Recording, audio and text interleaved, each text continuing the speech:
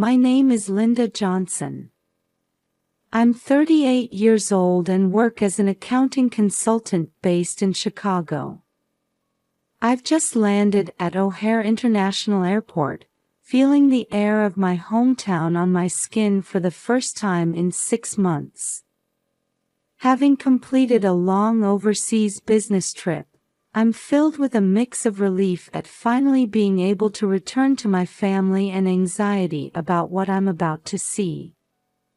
In the upscale Gold Coast neighborhood of Chicago lies our home, where I live with my husband Robert and our daughter Emma. Although we've only spent 10 years of our married life in this city, it has become our hometown. My career at Ernst & Young got off to a smooth start after obtaining my MBA. I worked tirelessly as a newcomer, gradually building up my achievements. Now, I'm entrusted with international projects, which means more overseas business trips. While I find my work fulfilling, I'm troubled by the dilemma of having less time with my family. My husband Robert is 40 years old and works as a tax consultant at Deloitte. A Northwestern University graduate, he has a serious and steady personality. We met when I visited his company as a client. Our relationship started as a professional one, but we were drawn to each other's similar values, which led to our marriage. And then there's Emma, our precious treasure. Our 5-year-old daughter has brought us happiness and joy. She's just started attending Lincoln Elementary School and comes home every day with eyes full of joy from learning new things. Her smile is a magic cure that heals our tired hearts. Our daily family life was built on small moments of happiness, like conversations around the dinner table on weekday evenings or weekend picnics in Millennium Park. Since Emma was born, we've made an effort to cherish family time. My phone is full of memories, family photos taken at Willis Tower, Emma's smiling face at Navy Pier, and boat trips on Lake Michigan. However, in recent years, as my overseas business trips increased, family time gradually decreased.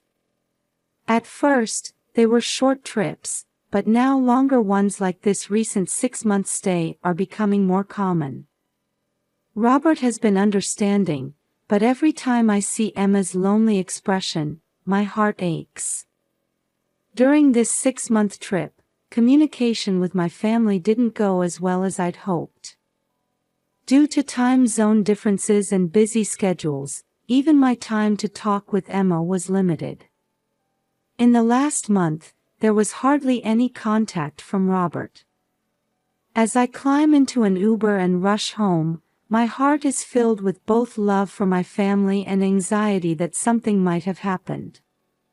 As the Gold Coast cityscape spreads out beyond the window, I take a deep breath and let my thoughts wander to the reunion awaiting me at our home. The Chicago cityscape visible from the Uber window was as vibrant as it was 6 months ago. However, everything looks fresh to my eyes. After a long time abroad, the air of my hometown feels nostalgic and slightly different. Through casual conversation with the driver, I learned about the changes in Chicago over the past 6 months. New restaurants have opened, and new artwork is on display in Millennium Park. As I think about taking Emma there, I suddenly feel a tightness in my chest. A pang of regret for missing moments of my daughter's growth flits across my heart. "Ma'am, we've arrived at Gold Coast." The driver's voice brings me back to reality, and I see the familiar sight of our home. In the small garden in front of the entrance, the tulips I planted before leaving are blooming beautifully. Seeing the flowers Emma and I planted together firmly rooted gives me a sense of relief. I'm home, I say as I open the front door and step inside. However, there's no welcoming voice or sound of Emma's running footsteps as I expected.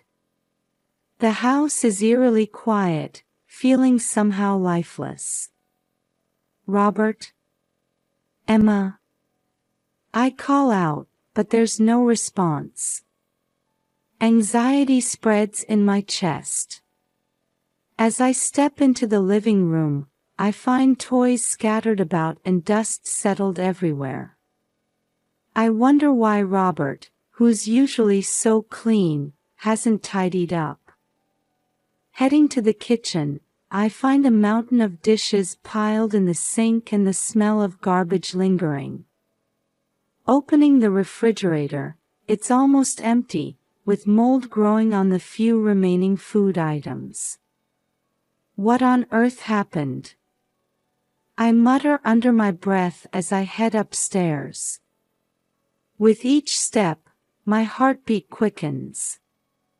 As I open the door to Emma's room, an unbelievable sight unfolds before me. Emma. On the bed lies Emma, emaciated and listless.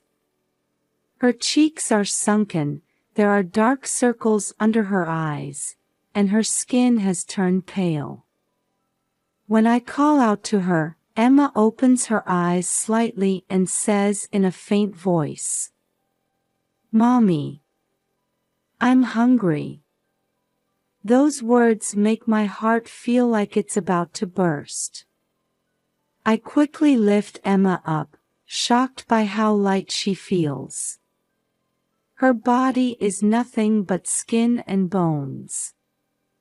There's no trace of the active, healthy daughter I said goodbye to 6 months ago. It's okay, Emma. Mommy will take care of everything. While holding Emma close, I search for Robert. There's no answer when I knock on the master bedroom door. Fearfully opening the door, I find Robert in a drastically changed state. His beard is overgrown, his hair disheveled, and his eyes vacant. Robert sits on the bed, staring at the wall like a doll. Robert. What happened? Why is Emma? Even when I call out to him, Robert doesn't react.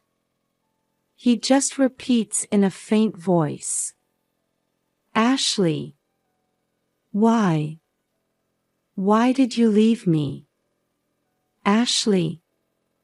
The unfamiliar name confuses me. But now is not the time to think about that. Emma's life is in danger. I take out my cell phone and quickly call an ambulance. While explaining the situation to the operator, I continue to hold Emma close. It's okay, Emma. Mommy's here. Everything will be all right. As I look at Emma's emaciated body, I struggle to hold back my tears. How did it come to this? Why didn't Robert take care of our daughter?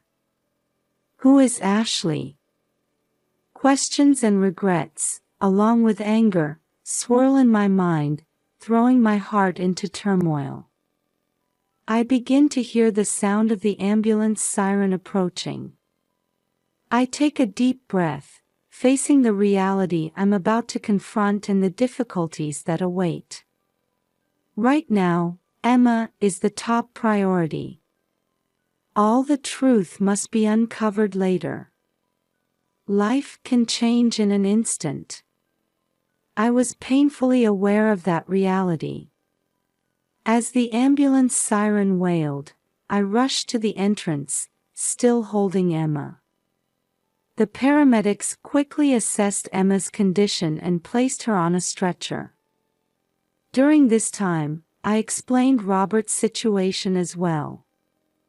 My husband is, something's wrong with him too.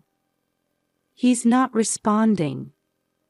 The paramedics immediately requested a second ambulance. I would accompany Emma, while Robert would be taken to Northwestern Memorial Hospital in a separate ambulance. In the ambulance, I held Emma's small hand tightly, struggling to hold back my tears. I watched as the paramedic attached an IV to Emma's body and checked her vital signs. "Mrs. Johnson, your daughter is in a state of severe dehydration and malnutrition.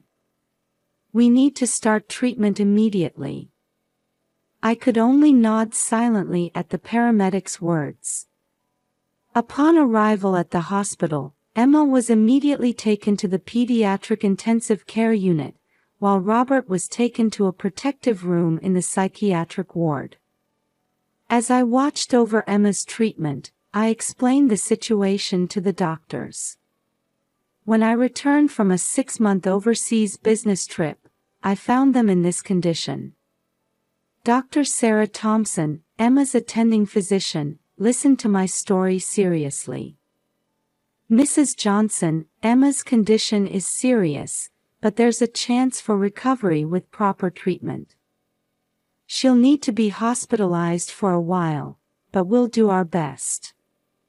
Dr. Thompson's words gave me some relief, but my feelings were still complex. Once Emma's treatment was underway, I went to check on Robert's condition. Dr. Michael Brown, the psychiatrist, explained Robert's state to me. "Robert seems to be in a severe state of depression. We're also seeing signs of alcohol and drug addiction. He'll need detailed examinations and treatment." Hearing these words, I was shocked.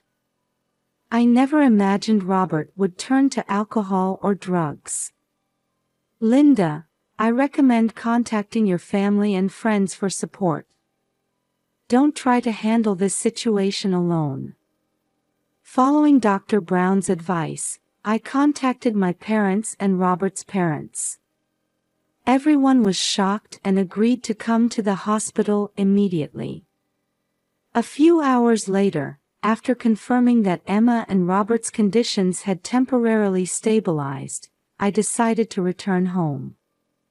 I thought I might find some clues if I searched the house more thoroughly. Back at home, I was once again appalled by the state of disarray. On the living room table, several empty whiskey bottles were scattered. Bills and collection notices were strewn across the floor, including a termination notice from Robert's company, Deloitte.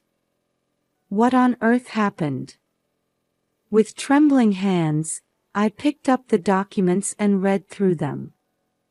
There was a note stating that Robert had leaked confidential company information to an outsider. The termination appeared to have happened about 4 months ago. As I continued searching, I found Robert's laptop. The password was our wedding anniversary date.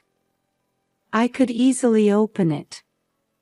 Checking his emails, I found a large number of exchanges with an unknown woman. A 28-year-old woman named Ashley. At first, the emails were work-related, but they gradually became more intimate. It can't be. An indescribable pain shot through my chest. Robert's affair. And did he leak confidential information because of his relationship with this woman? The last email was from about a month ago. "Ashley, why did you abandon me? I can't live without you." There were multiple one-sided messages from Robert, but no replies from Ashley. As all the truths come to light, anger, sadness, and a deep sense of disappointment well up inside me. Robert, who endangered Emma's life and destroyed our family.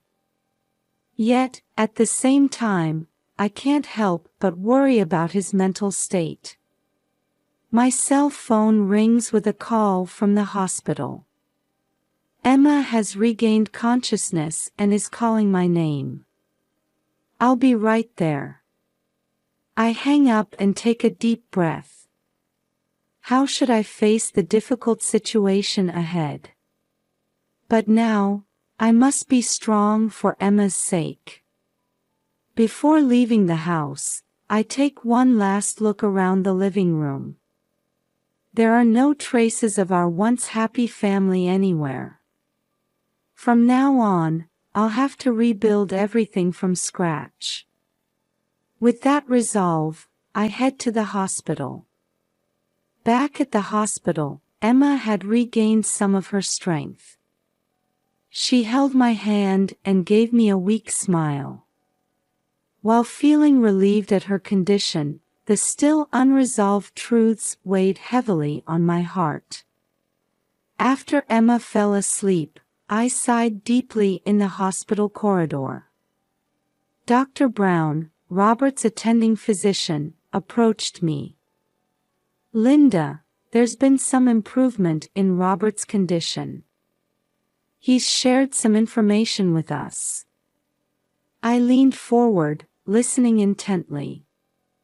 "Robert keeps mentioning a woman named Ashley. It seems his relationship with her triggered these recent events." Hearing Ashley's name, something nagged at me. I felt like I'd heard it somewhere before. With this thought, I headed to Robert's room. Robert seemed calmer than before, and he teared up when he saw me. "Linda, I'm so sorry." I sat down quietly in a chair, deciding to listen to his story. Ashley was my subordinate. She was talented, and I trusted her. But it was all a trap. According to Robert, Ashley skillfully gained his trust and gradually extracted confidential information from him. Then, one day, she suddenly disappeared and sold that information to a competing company. Deloitte fired me immediately. I lost everything. As I listened to Robert's confession, something kept nagging at me. Ashley. That name and the situation he described gave me a sense of déjà vu. Suddenly, the memory came back to me. Ashley Miller. A woman who was my colleague during my early days at Ernst & Young. She always viewed me as a rival and repeatedly harassed me. Eventually, she was fired from the company for misconduct. It can't be. I quickly took out my cell phone and contacted a former colleague. When I asked about Ashley's current situation, I learned that she had changed her name a few years ago and joined Deloitte. All the pieces fell into place. Ashley had deliberately approached Robert to get revenge on me. She used him to steal information while simultaneously trying to destroy our family. When I told Robert this fact, he looked stunned. "I can't believe it. I was just a tool." Tears welled up in Robert's eyes. However, anger and sadness were swirling in my heart. I couldn't forgive him for endangering our family and making Emma suffer. The next day, I met with James Wilson, a trustworthy lawyer. I explained the entire situation to him and sought his advice. "Linda, this is a complex case. Robert's actions are indeed serious, but he's also a victim in a way." James continued, carefully choosing his words. "However, we must prioritize your child's welfare. In the current situation, it's dangerous to entrust Emma's care to Robert." I nodded deeply. Emma's safety is the top priority. Let's proceed with the divorce. At the same time, we need to consider legal action against Ashley. At James's words, I steeled my resolve. To protect my family and start a new life, I must face these difficulties.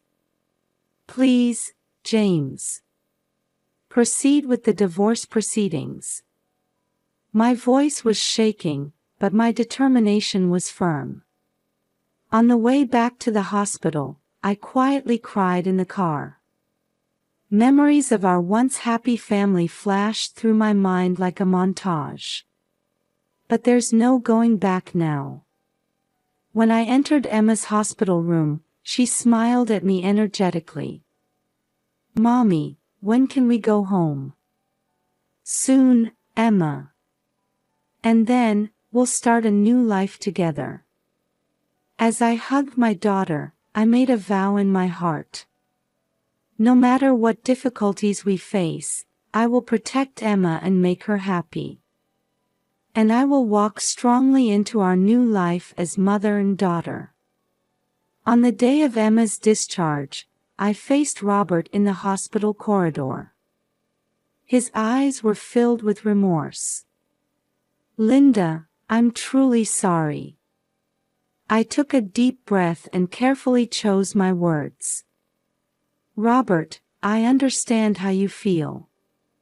But from now on, we have to put Emma first." He nodded silently. After that, I took Emma to my parents' house, while Robert began treatment at the Betty Ford Center. A few days later, I was at James Wilson's law office, finalizing the details of the divorce proceedings. "Linda, I've submitted the divorce petition to the Cook County Circuit Court. It will take some time before we receive a summons from the court, but in the meantime, let's sort out the issues of property division and custody." As I listened seriously to James's explanation, I glanced out the window. The view of Chicago's skyline brought back memories of my life here, flashing through my mind like a montage. "Linda, there's one more important matter to discuss." James's voice brought me back to reality, and I focused on him. "The FBI has contacted us. They've started a large-scale investigation into Ashley's fraud." My heart raced at his words. It turns out that Ashley's actions weren't just targeting Robert. She had been stealing confidential information from multiple major companies and selling it on the black market. No way. I was at a loss for words as James continued quietly. "The FBI has begun tracking Ashley, but it's highly likely she's already fled the country. Linda, you may be asked to testify as a witness." That night, after putting Emma to bed, I sat alone in the living room, reflecting on the events of the past few weeks. Suddenly, my cell phone rang. It was an unknown number. "Hello, this is Linda Johnson." "Linda, it's me. Ashley." I caught my breath at the sound of her voice. "Why are you calling me?" I wanted to apologize and explain. Ashley's voice sounded tired, unlike her usual assertive tone. "My actions were wrong. I was possessed by jealousy and a desire for revenge against you, and I did something unforgivable." I listened silently. But at the very end, I realized that what I did wouldn't make anyone happy. "So I'm going to tell the police everything." "Ashley." "Linda, I'm sorry for resenting you. And I'm truly sorry for hurting your family." After the call ended, I stood there for a long time. Complex emotions swirled in my chest. The next day, I received a call from the FBI. Ashley had turned herself in and confessed to all her crimes. Her testimony would lead to the resolution of multiple corporate espionage cases. Meanwhile, Robert's treatment at the Betty Ford Center was progressing smoothly. On the weekly visitation day, he was gradually returning to his former self. "Linda, thank you so much. Thanks to you, I've found a way to get back on my feet." Robert's words made me feel a bit conflicted, but I also felt a warmth spreading in my heart. "Robert, keep working hard. Get better, for Emma's sake too." After hanging up the phone, I let out a deep sigh. We can't change the past, but we can create our own future. That's what I felt at that moment. The next morning, when Emma and I went out to the garden, we saw small sprouts peeking out of the soil. The flower seeds Emma had received as a housewarming gift were already beginning to sprout. "Look, Mommy. The sprouts are coming up." Emma's eyes were shining. Looking at her, I made a vow in my heart. Like these new sprouts, our lives would grow and flourish from now on. Having overcome difficulties and found a new ray of hope, I was certain at that moment. No matter what trials await us, as long as Emma and I are together, we can surely overcome them. And so, the Chicago morning sun began to gently illuminate our new life.